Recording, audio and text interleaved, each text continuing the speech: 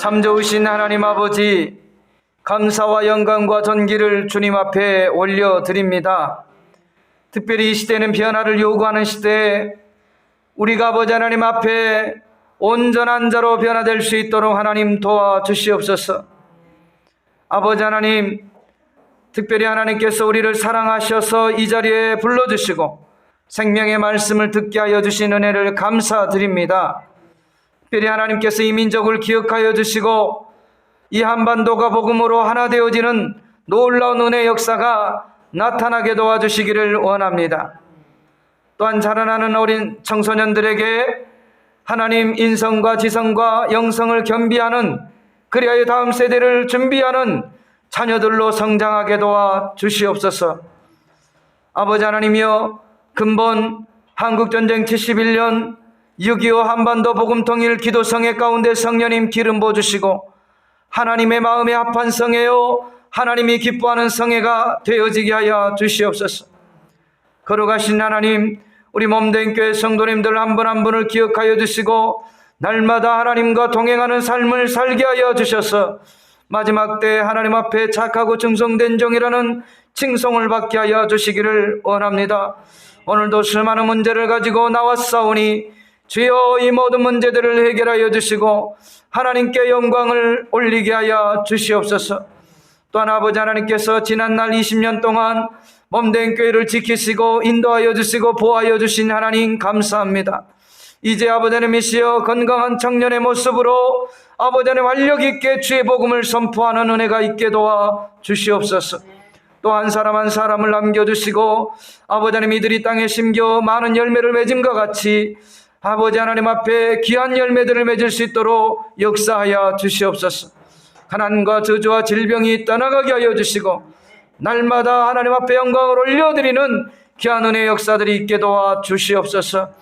오늘 가운데 하나님 말씀 가운데 성령님 기름 부어주시고 주님 축복하여 주심을 감사드리며 살아계신 예수님의 이름으로 간절히 기도드리옵나이다. 아멘. 우리 옆 사람과 이렇게 인사하고 자리에 앉겠습니다. 하나님이 당신을 지극히 사랑하십니다. 자리에 앉아주시길 바랍니다. 저는 오늘 창세기 6장 1절에서 22절 말씀을 통하여 그는 하나님과 동행하였으며 라는 제목을 가지고 함께 은혜를 나누기를 원합니다. 자, 우리 한번 앞뒤 사람과 한번 인사하십시다. 그는 하나님과 동행하였으며. 아멘. 오늘 이 노아가 하나님과 동행하였듯이 저와 여러분이 온전히 하나님과 동행할 수 있기를 주님의 이름으로 부탁을 드립니다. 우리가 인생을 살아감에 있어서 그 삶의 동반자가 얼마나 중요한지 몰라요. 서로에게 영향을 주기도 하고 또 영향을 받기도 합니다. 그래서 저와 여러분이 만남의 복을 위하여 특별히 기도할 수 있기를 주님의 이름으로 부탁을 드립니다.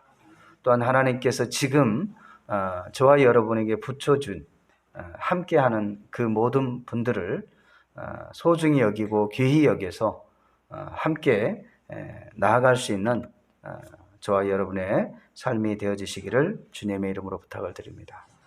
저와 여러분은 이 땅에 태어나는 그 순간부터 또 하나님의 특별히 하나님으로부터 큰 은혜와 사랑을 받은 믿음의 사람들은 바로 천국을 향하여서 지금 오늘 하루도 이렇게 나가고 있다는 것을 기억할 수 있기를 주님의 이름으로 부탁을 드립니다. 특별히 동행이라는 그 단어를 국어사전을 찾아보니까 일정한 곳으로 길을 함께 가고 함께 오는 것을 의미한다라고 기록이 되어져 있더라고요. 그러니까 동행이라는 것은 어떠한 목표를 향해서 함께 가는 거예요. 함께 가는 거예요. 그리고 또 함께 오는 거예요. 이것이 국어 사전적 의미의 동행입니다. 그리고 성경적 의미의 동행을 좀 살펴보니까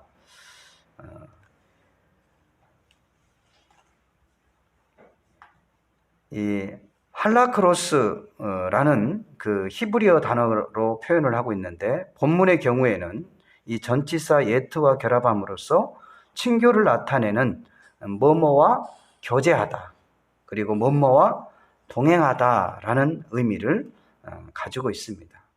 이 동행이란 말은 이 친밀한 관계를 유지하면서 인격적인 교제를 나누며 함께 동행하는 것이라고 우리가 그 의미적 해석을 하면 좋을 것 같아요.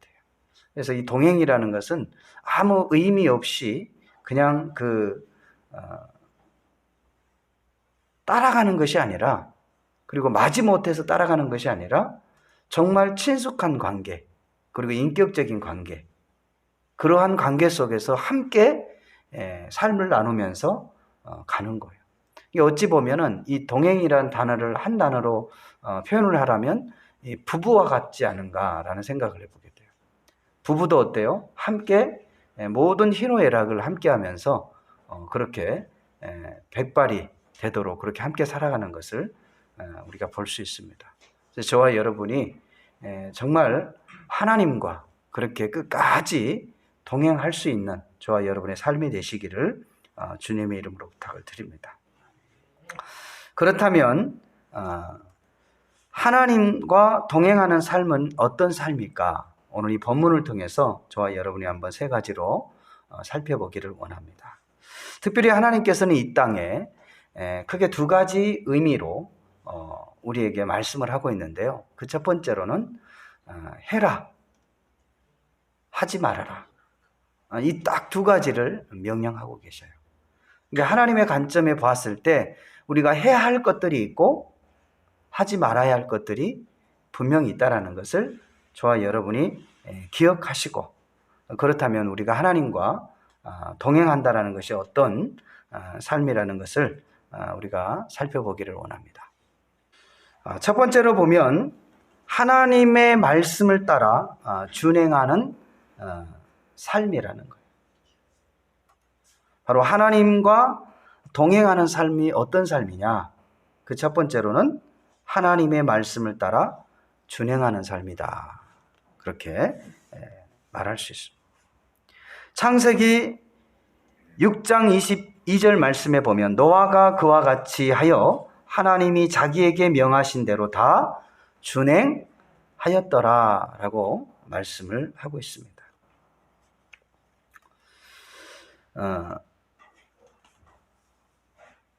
세상의 모든 사람들이 다 심판을 받아 멸망당했을 때 유일하게 생존한 한 가정이 바로 노아의 가정입니다. 하나님께 은혜를 받은 노아를 세 가지로 하나님은 소개하고 있는데요. 바로 이는 믿음의 사람들이 하나님과 세상에서 어떻게 살아가야 하는지를 보여주고 있습니다. 그 첫 번째로 바로 노아는 의인이었다라고 하나님께서 인정하시는 내용이에요. 바로 창세기 6장 9절 말씀에 보면 기록이 되어져 있죠. 이것이 노아의 족본이라. 노아는 의인이요 당대의 완전한 자라. 그는 하나님과 동행하였으며 라고 기록을 하고 있습니다. 그리고 둘째로는 그는 당대의 완전한 자다, 이렇게 또 하나님께서 소개를 하고 있습니다. 이와 똑같이 소개했던 사람 한 사람 있죠. 욥도 하나님께서 욥을 소개할 때도 완전한 자라고 말씀을 하고 있어요. 그리고 마지막으로는 그는 하나님과 동행하였다라고 말씀을 하고 있어요. 창세기 5장 21절에서 22절 말씀에 보면 에녹은 하나님과 300년을 동행하였더라라고 기록을 하고 있어요. 바로 이처럼 특별히 이 하나님과 동행한다라는 것은 바로 하나님의 말씀을 따라 그 말씀에 순종하고 준행한다라는 것임을 저와 여러분이 기억할 수 있기를 주님의 이름으로 부탁을 드립니다. 바로 하나님의 말씀을 따라 살아간다라는 것이요, 결코 쉽지는 않아요. 환경에 수많은 어려움의 문제가 있다 할지라도 하나님의 말씀을 따라가는 거예요. 그 하나님의 말씀을 따라감에 있어서는 하나님을 전적으로 신뢰하지 아니할 때는 따라갈 수 없어요. 그리고 하나님을 전적으로 믿지 못할 때는 따라갈 수 없어요. 이것은 하나님을 따라간다라는 것은, 말씀을 따라 살아간다라는 것은 하나님의 말씀을 신뢰한다는 것이고 하나님의 말씀을 전적으로 믿는다라는 의미도 포함되어 있는 것입니다. 그러므로 저와 여러분이 하나님의 말씀을 따라 모든 말씀을 준행할 수 있는 저와 여러분의 삶이 되어지시기를 주님의 이름으로 부탁을 드립니다. 그리고 두 번째로는 바로 뜻을 정하여 자신을 더럽히지 않는 삶이라는 거예요. 따라서 한번 고백하십시다. 뜻을 정하여 자신을 더럽히지 않는 삶이다. 다니엘서 1장 8절에서 9절 말씀에 보면 다니엘은 뜻을 정하여 왕의 음식과 그가 마시는 포도주로 자기를 더럽히지 아니하고 자기를 더럽히지 아니하도록 환관장에게 구하니 하나님이 다니엘로 하여금 환관장에게 은혜와 긍휼을 얻게 하신지라 라고 말씀을 하고 있어요. 사랑하는 성도 여러분, 뜻을 정하는 것이 중요합니다. 그럴 때 하나님의 은혜가 있습니다. 저와 여러분이 환경을 쫓아 살아가게 되어진다면 우리는 그 환경에 묻혀 살아갈 수밖에 없어요. 그러나 환경은 하나님의 뜻과 다르고 또 환경이 우리의 삶 가운데 어려움에 있다 할지라도 우리가 하나님의 뜻을 따라 살기로 작정하고 그 뜻을 정할 때 하나님께서는 그 환경 속에서 많은 사람들로 하여금 은혜를 주심으로 또 그 환경을 따라 사는 것이 아니라 하나님의 뜻대로 살아갈 수 있는 힘을 허락해 주신 줄로 믿습니다. 보통 사업을 하는 사람들은 그 사업을 일으키기 위해서 많은 술자리를 하게 됩니다. 불가피하게 하게 돼요. 거래처를 만났다든지 또 거래처에 가서 그 자신의 그 수지를 따기 위해서는, 그 일감을 가져오기 위해서는 그 사람의 분위기를, 기분을 맞춰주고 또 그 사람이 술을 좋아하면 또 함께 술을 마셔야 되는 것이 일반화되어 있어요. 그런데 믿음의 사람들은 사업의 그 모든 관계 속에서도 술을 하지 않고 정말 정직과 그 성실함으로 그 상대에게 자신을 나타내 보인다면 그 사업장은 반드시 성공하게 될 줄로 믿습니다. 그러나 반면에 그 사람의 분위기를 맞추면서 그렇게 사업을 한다 할지라도 뒤에서 속이거나 또 사기적인 그런 모습들로 사업을 한다면 그 사업장은 얼마 가지 못해서 망하게 될 거예요. 사랑하는 성도 여러분, 정말 저와 여러분이 신앙생활을 하면서 하나님께서 원하시고 기뻐하신 그 뜻을 따라 신앙생활을 할 수 있기를 주님의 이름으로 부탁을 드립니다. 또한 창세기 39장 7절에서 9절 말씀에 보면 그 후에 그의 주인이 아내와 요셉에게 눈짓하다가 동침하기를 청하니 요셉이 거절하며 자기 주인의 아내에게 이르되 내 주인이 집안의 모든 소유를 간섭하지 아니하고 다 내 손에 위탁하였으니 이 집에는 나보다 큰 이가 없으되 주인이 아무것도 내게 금하지 아니하였어도 금한 것이 당신뿐이니 당신은 그의 아내임이라. 그런즉 내가 어찌 이 큰 악을 행하여 하나님께 죄를 지으리까 라고 고백을 하고,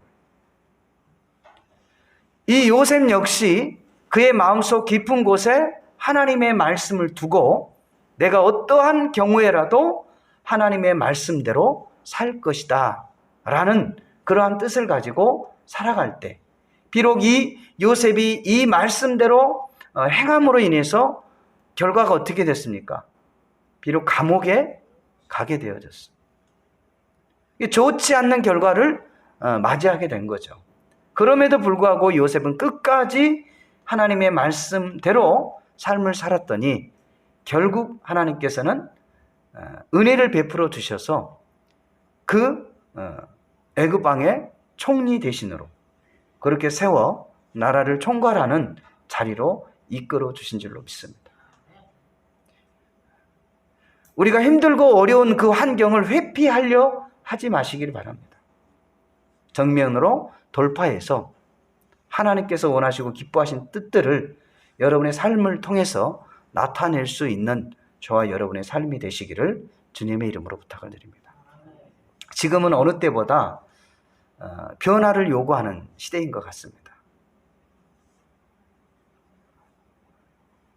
물론 변화라는 것은 염려와 또 두려움 것들이 수반되기도 합니다. 그러나 과감하게 우리가 변화를 통해서 염려와 두려움을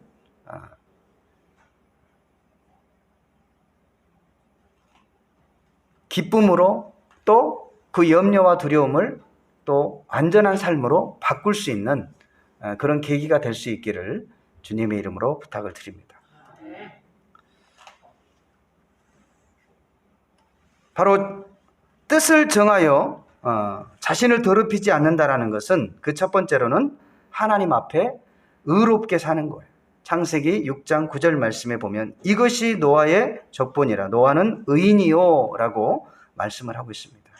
그리고 두 번째로는 끝까지 하나님의 말씀을 지키는 것입니다. 여호수아 1장 7절에서 8절 말씀에 보면 오직 강하고 극히 담대하여 나의 종 모세가 나에게 명령한 그 율법을 따라 지켜 행하고 우로나 좌로나 치우치지 말라. 그리하면 어디로 가든지 형통하리니 이 율법책을 내 입에서 떠나지 말게 하며 주야로 그것을 묵상하여 그 안에 기록된 대로 다 지켜 행하라. 그리하면 내 길이 평탄하게 될 것이요 내가 형통하리라 라고 말씀을 하고 있습니다. 그리고 세 번째로는 끝까지 견디는 자가 되어야 할 줄로 믿습니다. 마태복음 24장 13절 말씀. 그러나 끝까지 견디는 자는 구원을 얻으리라 라고 말씀을 하고 있습니다. 바로 이처럼 우리가 뜻을 정하고 자신을 하나님 앞에 더럽히지 않는 삶을 살기 위해서는 하나님 앞에 의로운 삶을 살아야 될 것이고 그리고 끝까지 하나님의 말씀을 지키는 자가 되어야 하며 그리고 세 번째로는 끝까지 견딤으로 마지막 때 구원받는 그러한 믿음의 자녀로 설 수 있다는 것을 기억할 수 있기를 주님의 이름으로 부탁을 드립니다. 그리고 세 번째로는 바로 동행한다라는 것은 세상과 구별된 삶을 살아가는 것입니다. 하나님께서는 믿음의 자녀들에게 구별된 삶을 살기 위해서 십계명을 우리에게 주셨습니다. 믿는 사람과 믿지 않는 사람의 차이가 있다면 바로 하나님의 말씀을 지켜 행하는 것인지 하나님의 말씀을 지켜 행하지 아니하는 것에 달려있다는 거예요. 우리가 하나님을 믿는다고 하면서도 하나님의 말씀을 지키지 않는다면 그거는 우리가 구별된 삶을 사는 것이 아니에요. 사랑하는 성도 여러분, 우리가 온전히 하나님의 말씀 안에서 구별된 삶을 살아갈 수 있는 저와 여러분이 되어지시기를 주님의 이름으로 부탁을 드립니다. 바로 구별된 삶을 산다라는 것은 세상의 지식을 따라 사는 것이 아니라 하나님의 말씀을 따라 살아가는 것입니다. 로마서 12장 1절에서 2절 말씀에 보면 그러므로 형제들아 내가 하나님의 모든 자비하심으로 너희를 권하노니 너희 몸을 하나님이 기뻐하시는 거룩한 산 제물로 드리라. 이는 너희가 드릴 영적 예배니라. 너희는 이 세대를 본받지 말고 오직 말씀을 새롭게 함으로 변화를 받아 하나님의 선하시고 기뻐하시고 온전하신 뜻이 무엇인지 분별하도록 하라 라고 말씀을 하고 있습니다. 그리고 두 번째로는 하나님을 기쁘시게 해야 된다는 거예요. 세상 사람들은 바로 하나님을 분노케 하는 거예요. 하나님을 근심케 하는 거예요. 근데 우리 하나님의 자녀들은 믿음의 자녀들은 하나님을 기쁘시게 해야 할 줄로 믿습니다. 히브리서 11장 5절에서 6절 말씀에 보면 믿음으로 에녹은 죽음을 보지 않고 옮겨졌으니 하나님이 그를 옮기심으로 다시 보이지 아니하였느니라. 그는 옮기기 전에 하나님을 기쁘게 하는 자라. 하나님은 하는 증거를 받았느니라.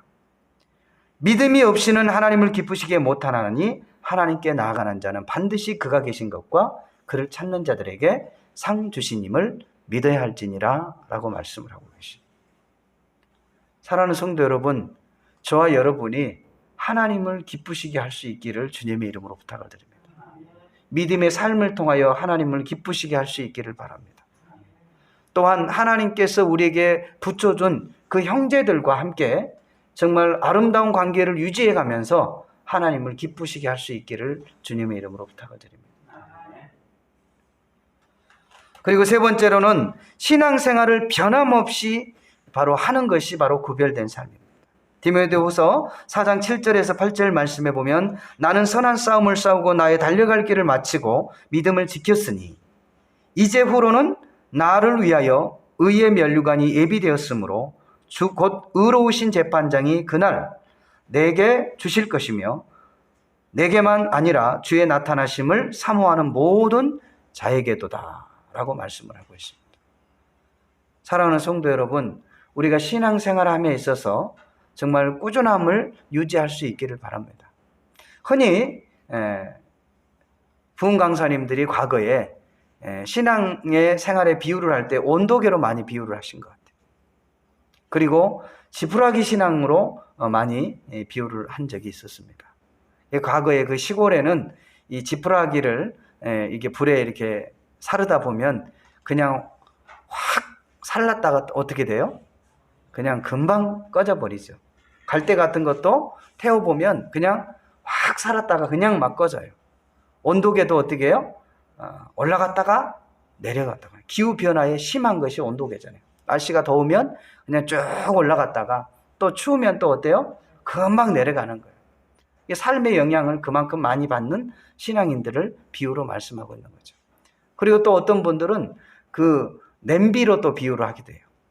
이 두꺼운 솥은 어때요? 불을 과열을 해도 금방 끓이지 않아요. 근데 냄비는 금방 훅 끓어요. 근데 또 불을 꺼버리면 금방 또 식어버려요. 그런 특징들이 있어요. 이게 빨리 불이 붙는 거는 좋은 현상이지만 또 반면에 빨리 꺼져버리면 그건 또 좋지 않는 모습들을 볼 수 있는. 저와 여러분의 신앙생활이 꾸준해야 돼요. 우리가 예수 그리스도를 나의 구주 나의 하나님으로 영접한 이후 삶에 여러 가지 문제들이 있고 어려움이 있다 할지라도 하나님을 부인하지 말고 예수님을 떠나지 말고 성령님을 의지하면서 우리의 신앙생활을 끝까지 견딜 때 비로소 구원이라는 아름다운 선물을 저와 여러분이 받게 되어진다는 것을 기억할 수 있기를 주님의 이름으로 부탁을 드립니다. 말씀을 정리하기를 원합니다. 바로 노아의 가정은 세상이 멸망당할 때 바로 구원을 받았습니다. 그의 가정은 하나님의 말씀을 준행했으며 또 의로운 삶을 살며 세상과 구별된 삶을 살아 하나님과 늘 동행하는 삶이 바로 그 해결입니다. 그 해답입니다. 마지막 때를 살아가고 있는 저와 여러분도 이 노아의 가정을 본을 받아서 우리의 삶의 모델로 삼아 정말 하나님과 늘 동행하는, 그리하여서 마지막 때 하나님으로부터 칭찬받고 충성된 종이라는 일컬음을 받고 구원이라는 큰 선물을 저와 여러분이 받아 누릴 수 있는 삶이 되시기를 주님의 이름으로 축원을 드립니다. 이 시간에 이 말씀을 기억하면서 우리 함께 기도하기를 원합니다. 하나님, 그렇습니다. 정말 우리가 어떠한 경우에라도 하나님과 동행하는 삶을 살게 도와주시고 또한 그 동행하는 삶을 통해서 하나님께 영광을 돌리고 또 마지막 때에 구원받는 믿음의 삶을 살아갈 수 있게 해달라고 이 시간에 우리 주님의 성호를 3번 부르시고 기도하겠습니다. 주여! 주여! 주여! 참 좋으신 하나님 아버지, 감사와 영광과 존귀를 주님 앞에 올려드립니다. 거룩하신 하나님, 우리가 하나님께로부터 와서 아버지 하나님 이 세상에 살다가 아버지 하나님 다시 하나님께로 가야 할진데 그 모든 과정 가운데 우리가 누구와 함께 동행하느냐가 아버지 하나님이시여 중요한 요소임을 알았습니다. 노아는 일찍이 하나님과 동행하여 그 모든 세상이 멸망당할 때 아버지는 그의 온 가족이 구원을 얻었음을 우리는 잘 알았습니다. 하나님 아버지, 우리가 아버지 하나님의 하나님과 동행하는 삶을 살게 도와주시고 늘 예수 그리스도를 통하여서 아버지의 성령의 인도하심을 받아 나아갈 수 있는 은혜의 역사가 있게 도와주시기를 원합니다. 특별히 하나님, 우리의 삶 가운데 어려운 환경을 만났을 때 우리가 하나님을 저버리지 않게 도와주시고 말씀을 떠나지 않게 도와주시고 오직 말씀 아래에 더 가까이 나아갈 수 있는 우리 믿음의 성도들의 삶이 되어지게 도와주시기를 원합니다.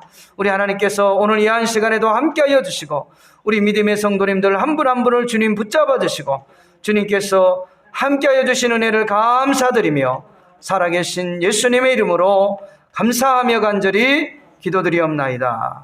아멘.